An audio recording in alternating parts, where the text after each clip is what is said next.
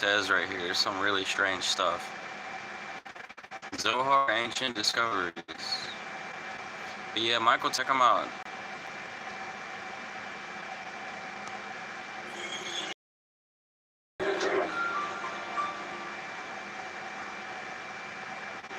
And when the giants, and this is a very important part of our history, our reality that we have to deal with.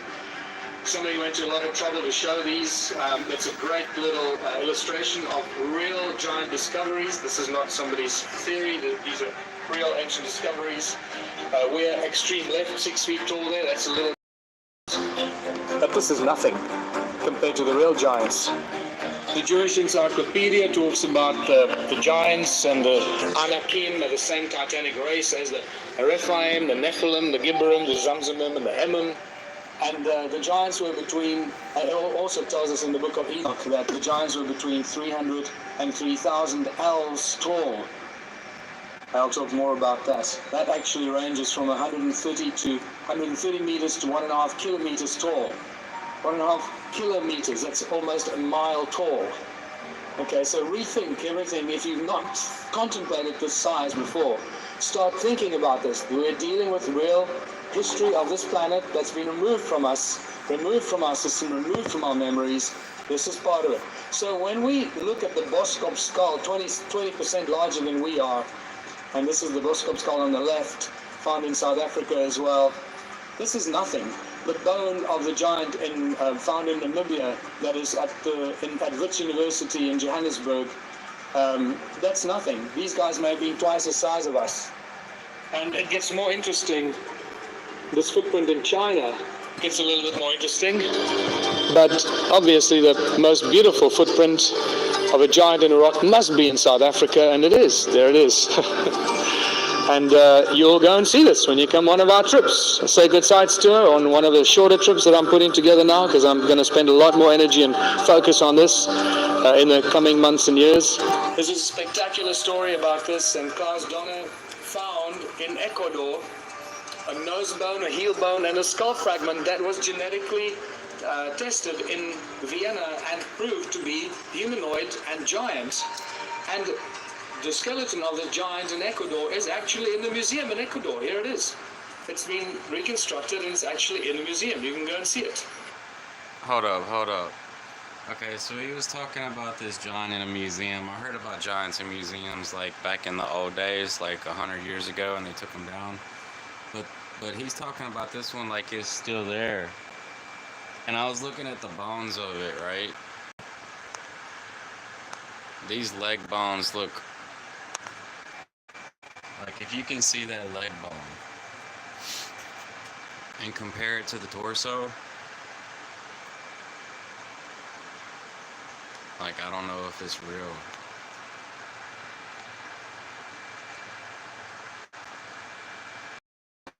Meter giant in a museum in Ecuador. And these are just small giants, because when you read Leviticus, it says that we were locusts by their side. And in the book of Enoch, it says the giants were 3,000 ells tall. 1 ell is about just less than half a meter. That means it would make the giants 1.5 kilometers, or just less than 1 mile tall. And some of you may have seen the new discoveries of the giant trees that we seem to have lost around the world. They were somehow chopped down. And I believe that many of those trees were accompanied by giants as well. And we have lots of remains of giants. This might be a real giant heart of a giant 150 meters tall. And it just so happens that this, what I recently only saw as a rock that was strategically placed just beneath that giant footprint. This is a rock. It's like a marker stone that's been placed there, very strategically, put upright and propped up with other rocks. And you see that little round thing there? That could be where the aorta came in. You can even see the little thing moving away from it. When you start looking at mud fossils and fossilized bones, things change quite dramatically. It's a complete metamorphosis and a change in mineralogy that happens during mud fossilization. It is a subject that not too many people know too much about. So I'm thinking, and we have some channelings and some shamanic readings and so forth that suggest that the Anunnaki may have been following the route of the giants and actually mining the leftovers and the remains, fossilized remains of the giants, and extracting the gold from the fossilized remains of the giants that were 1 mile tall, knowing that there'd be concentration of gold, especially in their feet, from the knees down, especially if the giant died while it was standing up, then the gold would then filter down into the lower parts of the limbs. The Sumerian reference referred to is Enki, the big G in the logo of the Freemasonry logo, the Grand Architect. Are they actually referring to Enki? I'm not sure. I'm not sure if they know. I believe that may be the case. So it's all about the work in the Abzu by Enki, and the more you read Anton Parks, the more you realize what a critical role this individual played in pretty much everything we face today and much of what has happened in the ancient past. Very important character and individual, or being that he was, among a group of bloodthirsty, very weird, strange beings. It's a very interesting subject, that the whole Enki subject, and that on its own, I suppose, raises a whole new debate. So we read about also the Sumerian text in Sitchin about the mines and the technology. One of the translations says that the earth splitter Enki there established there within the earth a gash to make by way of tunnels, Earth's innards to reach, the golden veins to uncover. Tunnels in southern Africa, thousands. I was just contacted by an elder in Zimbabwe. My new contact, Alex in Zimbabwe, who is now speaking to the elders who are opening up to us and specifically to me because they're starting to trust me. They want to share with me the entrances to these ancient tunnels that they tell me cover all of southern Africa. So I'll be going to Great Zimbabwe and to Zimbabwe to meet with these elders and find the entrances to these underground tunnels and underground rivers and waterways and fresh water to see what they're talking about. Enki decides to clone a species. We've heard this before. Let us create a Lulu, a primitive worker, the hardship work to take over. Let the being, the toil of the Anunnaki carry on his back. And the planning to create Adam as a slave, very important. Much more about this in a little while. A primitive worker shall be created. Our command he will understand. Our tools he will handle. To the Anunnaki in the Abzu relief shall come. And that image there is one of the Sumerian seals that actually depicts Enki. And even Anton Parks agrees, and he talks in great detail about this particular Sumerian relief. And what I find interesting, even Parks suggests that Enki is holding some ideas in his linguistics and his translations and bringing us a whole depth, a whole another layer of information.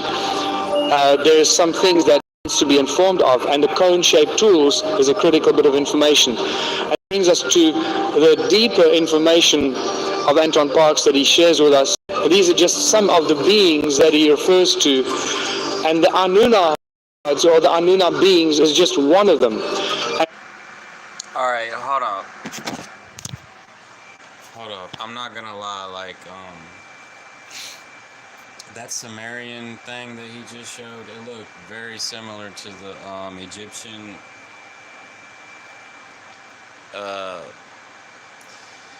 art, whatever you want to call it, sculpture. It's calling it like it was on a scroll or a tablet, a clay tablet. It's just like that Egyptian sculpture relief. They call it a relief. It looks just like that Egyptian one where they're like holding the little kid up, the little baby. Well, it looks like a baby, but it could be like a little person. And then there's like sun rays in the relief. It looks like sun worship. Just for your information, according to Parks, the Anunnaki were also cloned. They were cloned by the other beings. And this is why. Clones. He just said clones.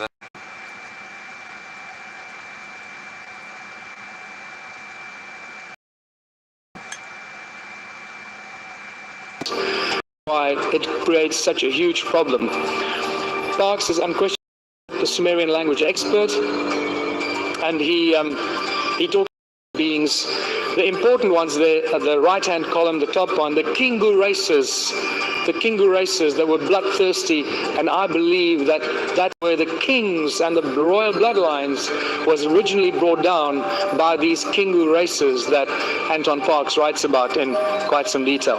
This famous statue that many people claim or refer to as a statue of Anunnaki, this is a drawing of it by Anton Parkes. Anton Parkes suggests that this is actually a Gina Abul, one of the beings that he talks about in great detail, the Gina Abul and the Amashutum, and he writes in great detail about this.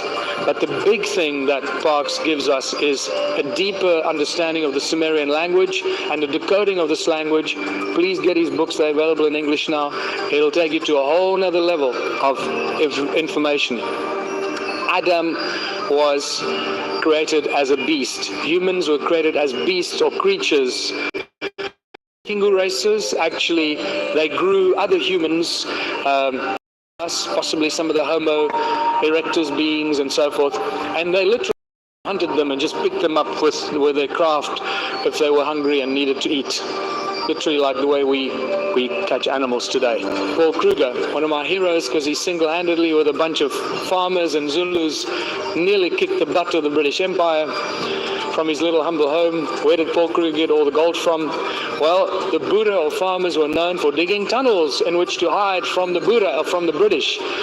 And this is the little Kruger Museum just down the road from where I live in Waterval Boven, and this is in Waterval Onder. And this little house where Paul Kruger lived for about 6 months while he was kicking the British Empire's butt, it was a little humble place, is connected by a tunnel to what was known as a tea house about 500 meters away. There is now a highway over the tunnel, but the men would get together in the tea house and drink. It was obviously called the tea house because women weren't allowed because the men would drink alcohol. And I believe that while they were digging one of these tunnels, they were stumbled upon one of these ancient Anunnaki tunnels that was filled with gold. And they didn't know what the hell they struck. If only Paul Kruger had known about the Anunnaki and the ancient activities, he would have become the most powerful and the most dangerous man in the world, and he would have bought an army from Europe to come defeat the British. That's how they did. They just buy the soldiers, come and kick their butt. They got 450,000, we'll bring in 500,000 because I got all the gold to pay them. So if only he had known what he had discovered, I think history would have been very different. But that wasn't the case. Enki's house and his minds and technology, just to remind you, the tunnels that I'm referring to. By way of tunnels, Earth's innards to reach, the golden veins to uncover. And that takes us to the golden veins, remember?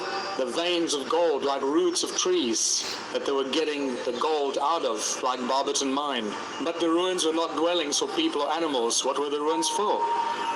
It's obviously cymatics that we're dealing with. If you look at the stone circles from the air, by now you should realize that we're dealing with cymatics, or the shape of sound. Cymatic patterns from the earth. Every stone circle is simply a representation of the sound that comes out of the earth at that specific point. Very cleverly, using the resonance and the subtle sound frequencies of Mother Earth and converting that into magnetic fields, into moving magnetic fields, electromagnetic fields, and electricity. And here we have a simple progression of creation. Sound, magnetism, electromagnetics, and electricity. And from there, we realize that we're dealing with a giant energy grid, all connected, all the stone circles, and that's what this giant stone circle cluster in South Africa, Southern Africa, is all about. A giant energy grid, and it's still alive today. Some of them are built in the shape of magnetrons, these beautiful flower shapes, and would give us insane amounts of energy. two magnetron scientists told me independently that one of these 40-meter diameter magnetrons built out of quartz would give us more energy than all the power plants on Earth combined today. Whether that's true or not, I don't know. I'm not a magnetron scientist, but that's what they told me. And when you realize how powerful a tiny magnetron is, and a magnetron this size can cut metal in a split second, imagine how much energy a magnetron 40 meters in diameter can generate. And we measured these stone circles and measured their frequencies. I'm not going to dwell on this because you've probably seen this before, but we measure in the gigahertz, very powerful electromagnetic fields in the very high megahertz as well, and also very powerful decibels, the power, the energy of the sound frequencies that we measured in the big stone circles that run into 30,000 decibels. This is an incredibly powerful tool. It's like a weapon. On Adam Scalender's measurements that just go through the roof. There we go beyond 375 gigahertz. And the sound that's connected to the mysterious stone tools and artifacts that I've been collecting for 11 years now. And like I said, the phallus stones are just spectacular. You can see this one and several others in my museum. This one, however, is a bit too big to carry. This comes from near Adam Scallender as well. Just like the stone man was removed from Adam Scallender, this giant phallus was also removed from close to Adam Scallender and put up at the forestry office. And then these, take a good look. Is this possibly a real phallus of a giant 150 meters tall? And the bird stones, I've already shown you the bird stones and the Zimbabwe birds and how this is all connected. The other mysteries are the cone-shaped tools. Again, Sunday I go into the science of the cone-shaped tools and cone-shaped technology in modern science and modern aeronautics today. This is just, you can't make this stuff up. These two, by the way, these two are not cone-shaped tools, because now I can see exactly what they are. That thing that I'm holding in my hand and the one on the right, those are fossils. Those are not cone-shaped tools. You'll see when we look at the fossils, you'll start to recognize and distinguish between the tools and the fossils. Once your eyes are open, you can never go back. You know, once I was blind, but now I can see it very clearly. And then the very important donut-shaped stones, or the Taurus stones, that play such an important role in pretty much all the science and all of creation, combined with a cone-shaped technology. More than 100,000 sacred stones, or donut-shaped stones, or Taurus stones, at least. They just cover all of Southern Africa. And remember, our modern archaeologists still refer to them as weights for digging sticks. I'm not kidding you. They still do this. It's just weights for digging sticks. Tractor Supply has smoking hot deals.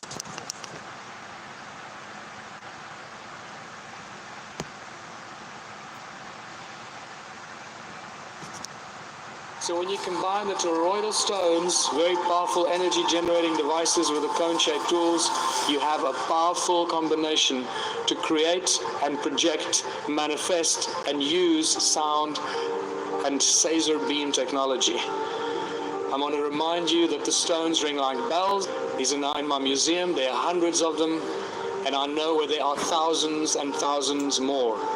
Literally mountains covered in fossilized body parts. This is the spectacular thing. I've been walking on these stones for 12 years, wondering why are these stones this weird shape. This is probably the most beautiful fossil that I found, and that is a heart. As you can see the coronal artery right across it.